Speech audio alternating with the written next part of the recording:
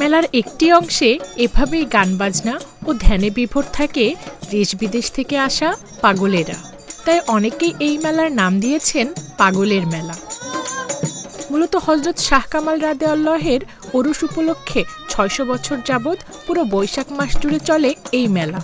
এই মেলার মূল আকর্ষণ হল নানা সাজে বসে থাকা ভবের পাগলেরা।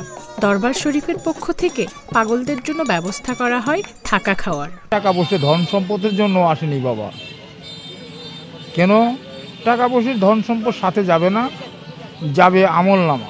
অনেক বক্তবৃন্দ আমাদের দেখা হয়, আসলে মহব্বত হয়, গোলাগুলি হয়।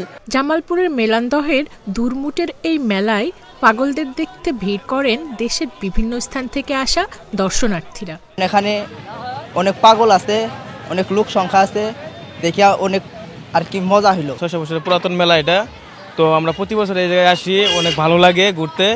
আর মেলায় অনেক জিনিস আসছে যেগুলো মানে নতুন আমাদের চোখে পড়ছে, এগুলো আমরা কিনে নিছি।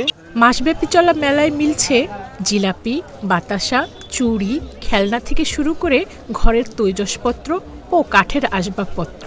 বিভিন্ন জায়গা থেকে পণ্যের পরশা নিয়ে মেলায় এসেছেন ব্যবসায়ীরা। প্রতি বছরই আসি, ওই যেমন লাস্ট পর্যায়ে বেচা কিনা একটু, শেষ পর্যন্ত বেচা কিনা কম আর কি। মোটামুটি যাওয়া হয়েছে, ভালোই আল্লাহ দিলে। নরসিংদী থেকে আসছি বাবা হযরত শাহজালাল রহমতুল্লাহর দরবারে আমাদের এই ব্যবসাটা নিয়ে। মোটামুটি আলহামদুলিল্লাহ এই ব্যবসাটা 1 মাস বড়ই করছি, তা আলহামদুলিল্লাহ মোটামুটি ব্যবসা হয়েছে।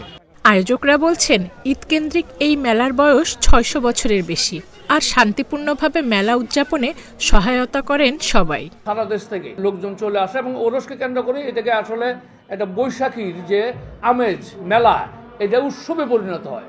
এই উৎসব যাতে সুন্দরভাবে পালিত হয় সেই জন্য সবাই সর্বস্তরের প্রশাসন থেকে আরম্ভ করে রাজনীতিবর্গ, এলাকাবাসী সবাই সুন্দরভাবে আমাদেরকে সহযোগিতা করে। ১৪ এপ্রিল থেকে শুরু হওয়া মেলাটি চলবে ১৪ মে পর্যন্ত।